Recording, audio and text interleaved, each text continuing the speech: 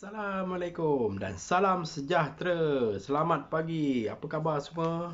Aku harap korang dalam keadaan yang baik-baik, keadaan yang sihat walafiat, dimurahkan rezeki, dipermudahkan segala urusan korang.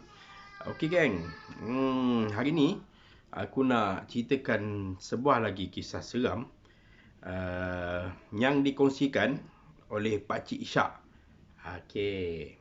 Ni kisah seram yang melibatkan pemandu kereta sewa. Ya, kalau korang tahu kereta sewa ni dia lebih kurang macam teksi lah. Cuma teksi ni dia ada persatuan-persatuan dia.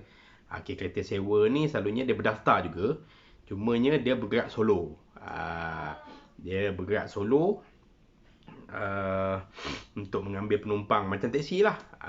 Cumanya tahu benda ni berlaku pada tahun 90-an. Dia tak macam tahun-tahun sekarang ni dah ada Uber, ada Grab, macam tu lah. Dia lebih kurang macam tu lah. Ini Pakcik Ishak ni dia menjalankan kerja perniagaan kereta sewa ni dah lama lah. Dia punya pengalaman dia dah berpuluh tahun geng. So selepas-lepas berhenti bersara, itulah kerjanya untuk menambah pendapatan untuk menanggung family dia. Okey, jadi kisah ni berlaku macam aku kata tadi pada tahun 1990-an di Terengganu. Okey. Cerita dia macam ni di Terengganu ni ada satu nama tempat, iaitu tempat tu, laluan tu adalah laluan yang memang digunakan oleh penduduk, termasuklah Pakcik Ishak ni untuk mengantar dan mengambil penumpang semualah. Iaitu dikenali sebagai nama tempat tu Bukit Bauk, dia katanya. Okey, apa yang dipercayai oleh penduduk setempat itu, Bukit Bauk ni adalah tempat yang sangat misteri dan sangat menyeramkan, di mana adanya kisah-kisah bunian dan tempat selalu berlakunya kemalangan maut geng. Tapi bagi Pakcik Ishak, dia tidak berapa mempercayai benda-benda mistik ni. Sampailah kepada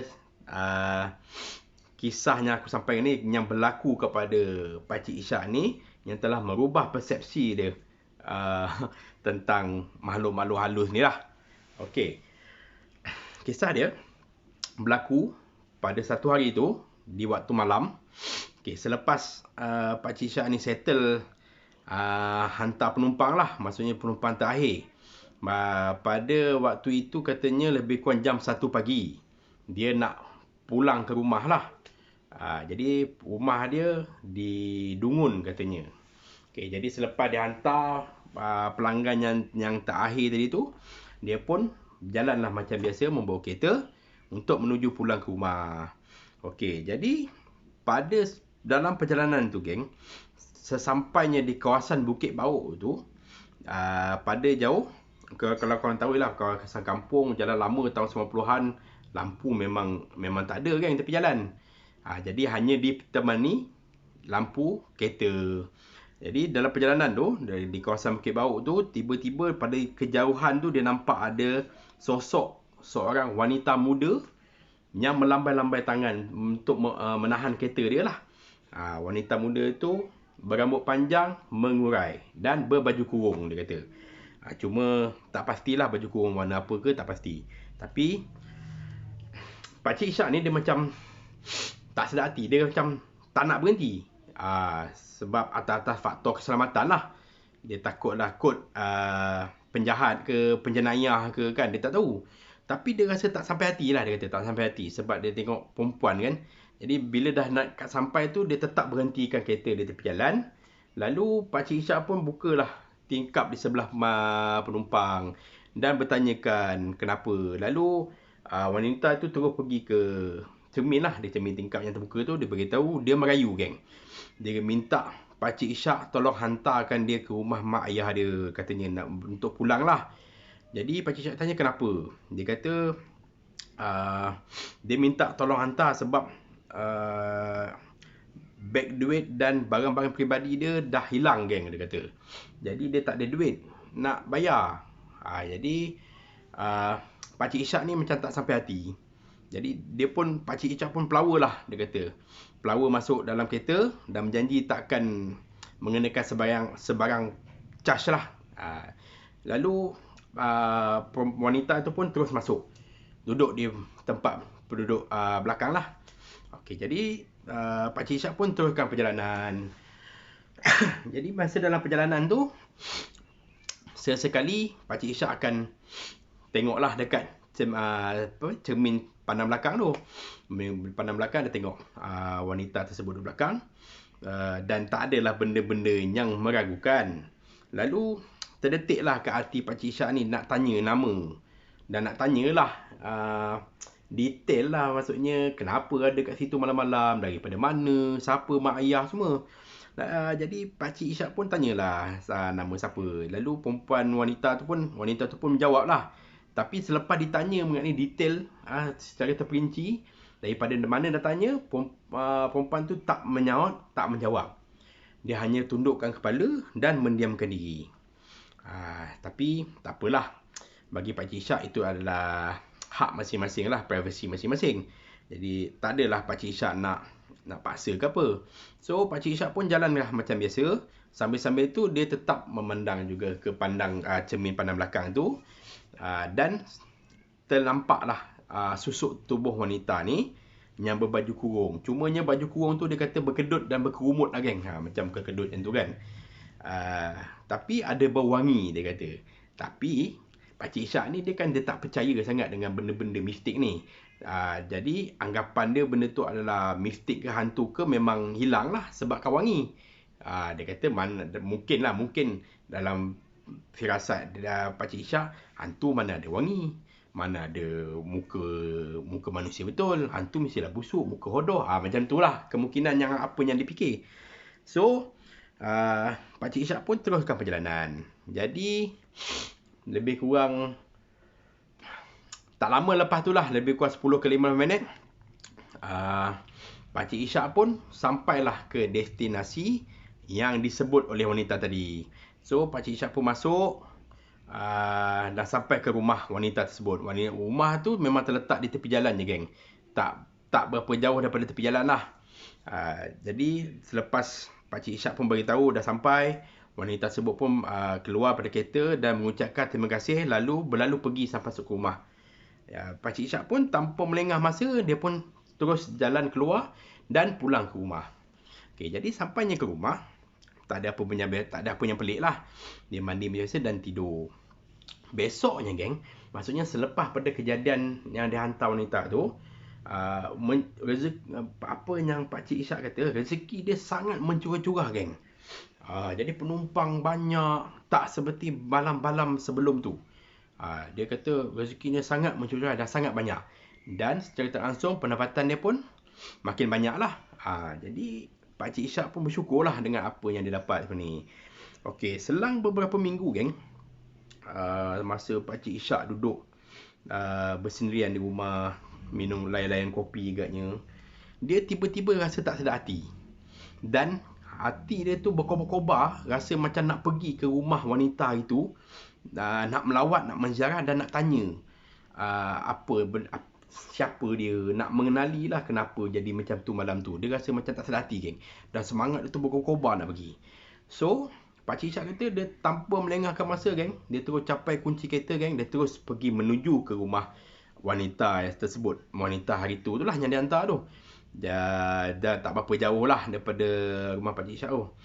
So sampainya ke rumah wanita tersebut, setelah Pakcik Ishak memberi salam, Pakcik Ishak disambut oleh dua orang lelaki dan perempuan lah, pasangan suami isteri lah, yang agak berumur lah geng masa tu, yang dipercayai itu adalah mak ayah kepada wanita itulah. Setelah Pakcik Ishak memperkenalkan diri, jadi pakcik dan makcik itu pun menjemput lah Pakcik Ishak untuk masuk dalam rumah. Jadi Pakcik Ishak pun masuklah dalam rumah dan dijamulah sedikit minuman dan makanan. Jadi dalam rumah tu Pakcik Ishak pun bukalah cerita apa yang dilalui sebelum ni, beberapa minggu yang lepas, yang di mana Dia memberitahu kat pakcik-makcik itu, anak pakcik-makcik itu minta tolong pada saya untuk mengantarnya pulang kerana beg, duit dan barang-barang peribadinya telah hilang. Tiba-tiba geng, pakcik dan makcik itu menangis teresak-esak. Kata Pakcik Ishak. Jadi Pakcik Ishak jadi macam serba salah dan terkejut. Dia kata kenapa menangis? Dah pelik lah, dia agak pelik. Kenapa pakcik dan makcik tu menangis? Teresak-esak. Lebih kurang 1 ke 2 minit kat lah geng. So, Pakcik Ishak pun cuba memberi masa lah untuk menenangkan, untuk bagi pasangan suami isteri itu bertenang. Okay, selepas keadaan agak reda, Pakcik Ishak cuba minta maaf lah. Dia kata minta maaf lah.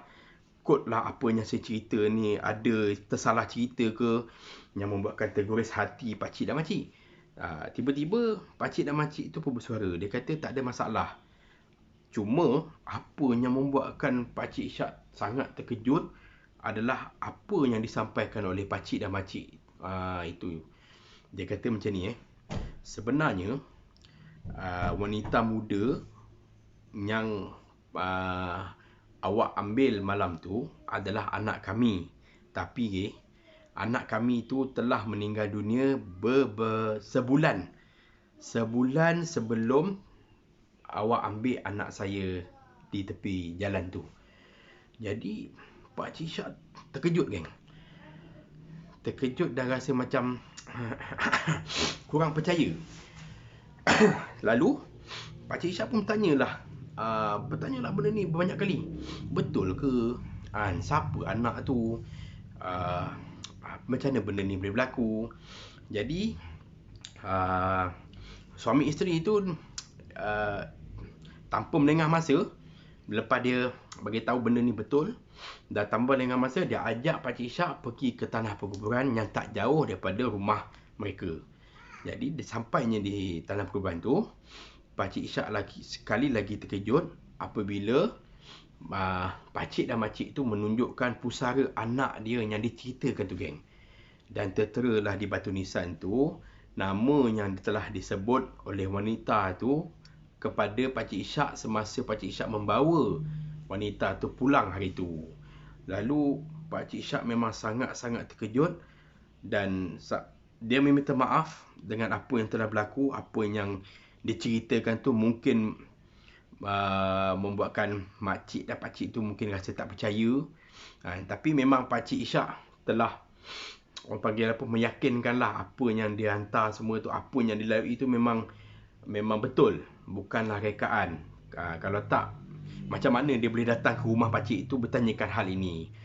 Jadi pakcik-makcik tu pun tak apalah, dia kata benda pun dah berlalu semua. So kisah tu pun tamat kat situ je lah geng. Dan Pakcik Ishak pun balik ke rumah. Cumanya bila Pakcik Ishak tu balik ke rumah geng, dia mengalami demam lah beberapa hari. Sebabkan sangat terkejut lah geng. Sebab sebelum-sebelum ni memang Pakcik Ishak ni memang dia tak percaya dengan benda-benda macam ni. Bukanlah tak percaya 100% geng. Cuma adalah sikit-sikit tu yang dia malas nak percaya. Jadi selepas benda tu berlaku kepada diri Pakcik Ishak sendiri, itu membuatkan dia sangat-sangat terkejut dan membuatkan Pakcik Ishak demam beberapa hari. Dan kata Pakcik Ishak, selepas pada kejadian tu, yang dia tahu pasal kejadian anak wanita muda tu dah meninggal dunia semua tu lah, dia tetap teruskan perniagaan dia macam biasa, kereta sewa tu. Cumanya bila dia pulang waktu malam, lewat malam, tak kisahlah malam ataupun lewat malam lah, Pakcik Ishak akan sentiasa membuka ayat-ayat suci Al-Quran lah daripada radionya supaya hatinya lebih tenang dan berharap tidak lagi lah diganggu perkara-perkara mistik sebelum ni. Itulah yang disampaikan oleh dan dikongsikan oleh Pakcik Ishak. Pengalaman dia menjadi pemandu kereta sewa sepenuh masa. Cumanya sekarang ni Pakcik Ishak ni dah mengurangkan aktiviti perniagaannya ni sebab atas faktor-faktor kesihatan dia lah. Biasalah umur dah berumur geng. Itulah yang aku nak sampaikan. Jadi apa yang boleh aku katakan, kita wajib percaya dengan makhluk gaib, alam gaib. Sebab benda ni memang wujud. Memang wujud. So benda ni bukanlah rekaan.